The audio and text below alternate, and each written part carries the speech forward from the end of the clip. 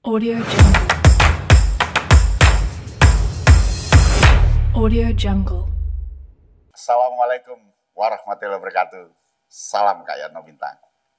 Halo, pelatih pembina pramuka.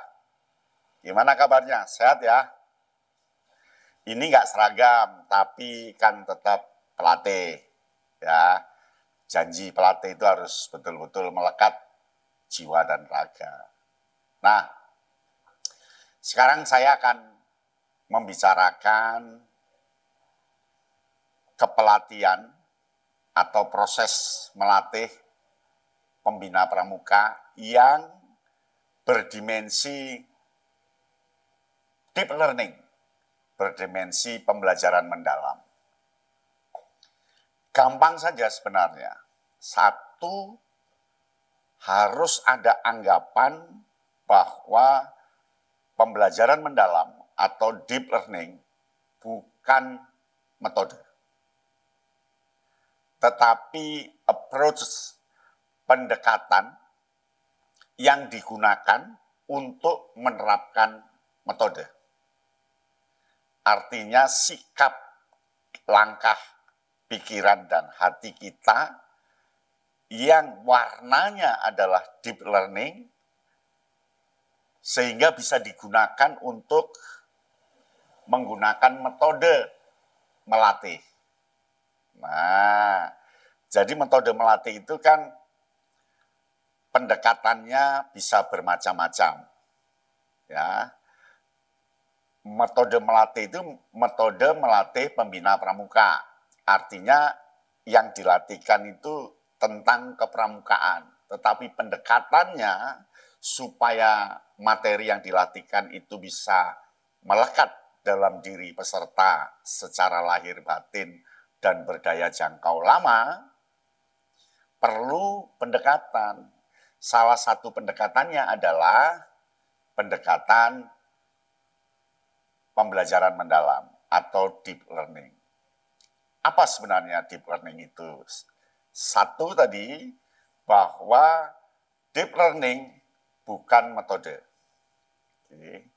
Yang kedua, deep learning punya rambu-rambu. Itu yang kedua. Deep learning itu sebuah pendekatan yang punya protap, langkah-langkah, rambu-rambu.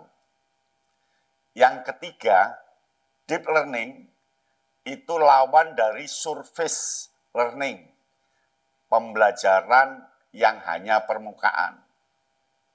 Tapi ini mendalam. Yang keempat, deep learning itu sebuah pendekatan yang mengaitkan teknologi internet, teknologi digital. Nah, yang kelima, deep learning itu mudah diterapkan. Nah, untuk yang kelima, kali ini, Kak Yatno, sama-samalah kita nanti diskusi. Kalau mau ada pendapat, di komentar ya. Di komentar. Tapi jangan lupa like, subscribe, ya, untuk keberlangsungan platform YouTube Kak Yatno Bintang ini.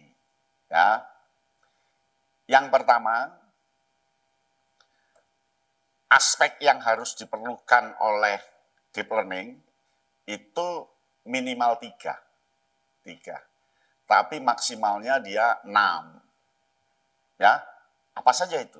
Yang pertama, ada kandungan mindful, berpikir kritis, berpikir secara mendalam. Yang kedua, kandungan kebermaknaan atau meaningful, atau kesadaran bahwa dia memang harus belajar itu. Yang ketiga, joyful, bahwa dalam pelatihan dia dalam suasana senang, gembira, menarik, karena ada tantangan di sana. Yang keempat, itu scaffolding. Scaffolding itu tahapan yang dipakai untuk mendukung. Nah, ini dalam dunia pelatihan kita kita namanya segmental, ada tahapan itu scaffolding namanya. Ya, scaffolding itu lalu ada tem pendukung lainnya, contoh lewat kuis. Nanti ada tabel yang harus diisi atau ada panduan-panduan, ada alamat web yang harus dibuka, ada AI lewat promptu, lewat perintah ini. Kemudian apa? Itu namanya scaffolding. Itu yang keempat. Yang kelima, pembelajaran mendalam itu tahapannya adalah ada DLP, dimensi lingkungan pembelajaran, dimensi lingkungan pelatihan. Berarti KMD, KML, KPD, KPL atau kursus yang lain harus memperhatikan dimensi lingkungan. Berarti tidak harus di kelas. Ya, lingkungan itu tempat, suasana, lokasi yang memberi dukungan keberhasilan pembelajaran. Apakah di lapangan, apakah di sungai, di bawah pohon, atau di mana. Itu DLP. Nah, yang keenam, kemitraan. Kemitraan itu bisa kemitraan sesama, ini bisa dianggap berkelompok ya, tapi kemitraan ini adalah kerjasama dengan yang punya lahan, dengan Pak Lurah, dengan kepala sekolah, dengan siapa, menggunakan tempat apa, itu ada kemitraan di sana, sampai pada menggunakan pakar dari mana, mungkin ahli peternakan, ahli pertanian, diundang untuk menguatkan metode itu. Nah, cara menerapkannya, langkahnya ada 3 saja. Ada 3. Ya.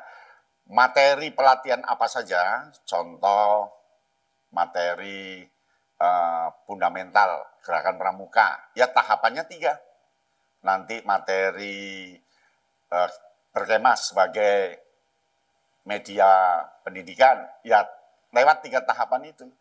Atau materi lambang dan simbol dalam kepramukaan, ya materi 3 tahap itu. Kalau mau dimensi deep learning approach, pendekatan pembelajaran mendalam. Apa saja 3 itu? Catat ya. Yang pertama, berpikir kritis. Jadi pelatihan harus diawali dengan berpikir kritis. Berpikir kritis itu 1, menganalisis informasi. Jadi pelatih pembina pramuka menggunakan berpikir kritis untuk menganalisis informasi yang akan diterima, memfilter informasi, dan relevansi materi yang akan dipelajari. Yang kedua dari berpikir kritis itu mengidentifikasi masalah. Jadi dalam materi pelatihan nanti masalah apa yang muncul?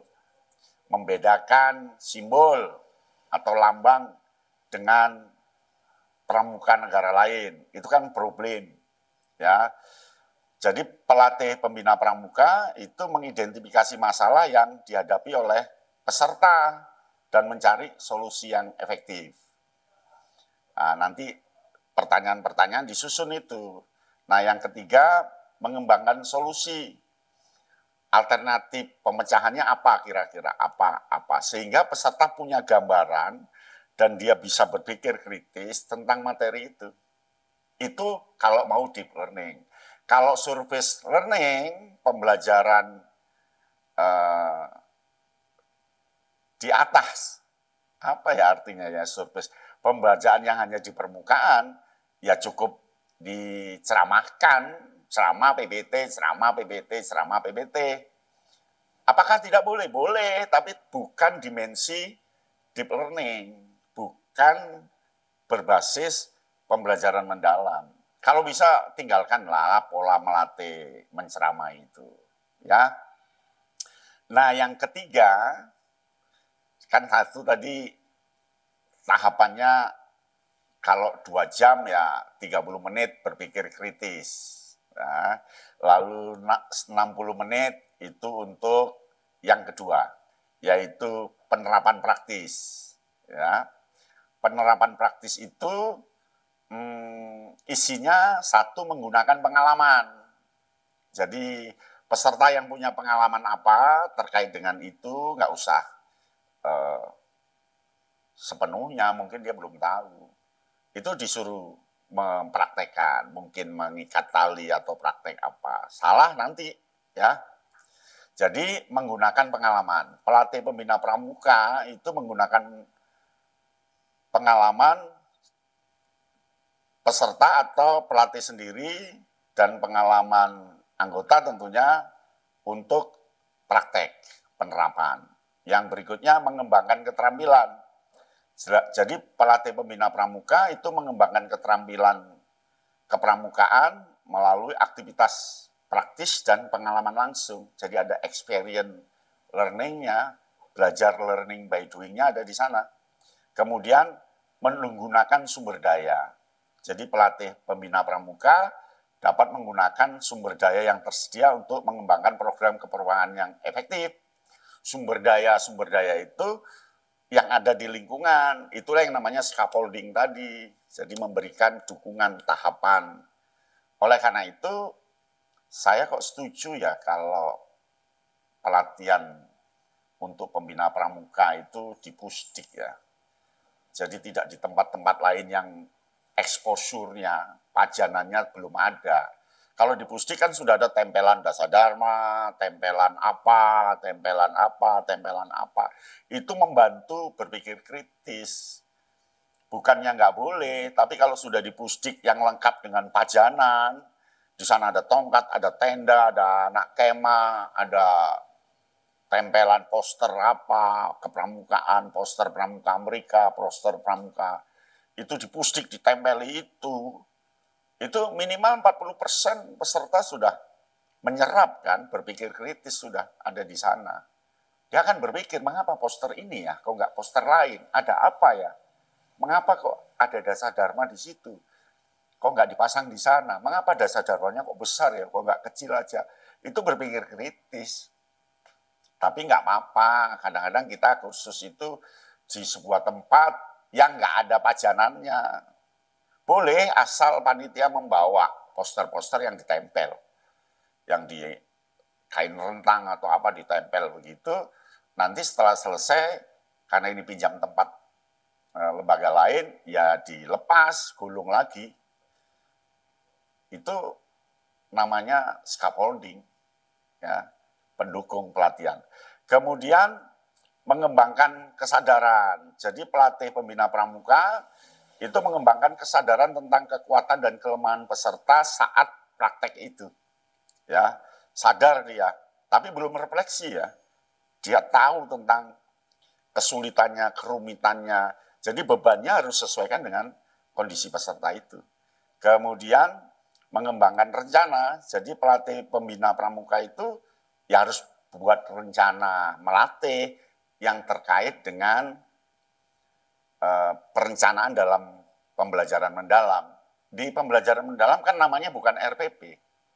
Bukan RPP, namanya PPM, perencanaan pelaksanaan perencanaan pembelajaran mendalam. PPM, perencanaan pembelajaran mendalam. Jadi dia tidak keluar dari rel, ya, tidak keluar dari rel. Disesuaikan dengan rambu-rambu pembelajaran mendalam mereka sendiri dan bisa mengembangkan program itu. Kemudian yang ketiga, kan tadi pertama berpikir kritis, yang kedua penerapan praktis. Nah yang ketiga refleksi diri. Jadi pelatih pembina pramuka itu menggunakan refleksi diri untuk mengevaluasi diri sendiri dan peserta. Ini refleksi ini boleh diskusi, boleh tulisan tangan, boleh saling apa, terserah, bebas. Kemudian bangun kesadaran bahwa dia punya kelemahan dan kelebihan. Bangun kesadaran bahwa ini penting untuk terus dilakukan. Yang ketiga, tentu untuk tindak lanjut ke depan apa yang harus dilakukan. kita biasa ya RTL ya, rencana tindak lanjut. Tapi rencana tindak lanjut kita kan di awal, di akhir. Ini enggak, setiap pelatihan harus ada RTL kecil, RTL di materi khusus itu. Nah, dengan menggunakan berpikir kritis, penerapan praktis, dan refleksi diri, tentu pelatih pembina pramuka itu lebih efektif, adaptif dengan perkembangan yang ada, kemudian modern, serta ya tentunya tidak ketinggalan, nah mampu mengembangkan keterampilan itu. Nah itulah peran pelatih pembina pramuka yang menyesuaikan dengan deep learning. Deep learning itu tidak harus dibaca saja, deep learning itu berani mempraktekkan. Deep learning itu ya, saya beritahu, di guru-guru itu, pengalaman pembelajaran, itu hanya 3. Pengalaman pembelajaran itu maksudnya kegiatan belajar mengajar itu loh. Kalau dulu-dulu kan 5M, ya kan? Ada 5M, urutannya harus 5M ini. Sekarang enggak, hanya 3 urutannya. Mau tahu? Yang 3 itu, 1, mengetahui, ya. Jadi dia 3M, mengetahui, 2, menerapkan, 3, merefleksikan. Kalau diparalelkan, 1 itu berpikir kritis, informasi yang mendalam sebelum diterapkan, yang kedua itu meaningful atau kebermanfaatan, itu praktek, ya, menerapkan. Yang ketiga adalah refleksi. Nah, jadi kurikulum mendalam itu hanya 3M, gampang, ya, mengetahui, menerapkan, merefleksikan. Demikian ya, luar biasa. Semoga menjadi pelatih hebat. Salam Pramuka. Audio Jungle. Audio Jungle.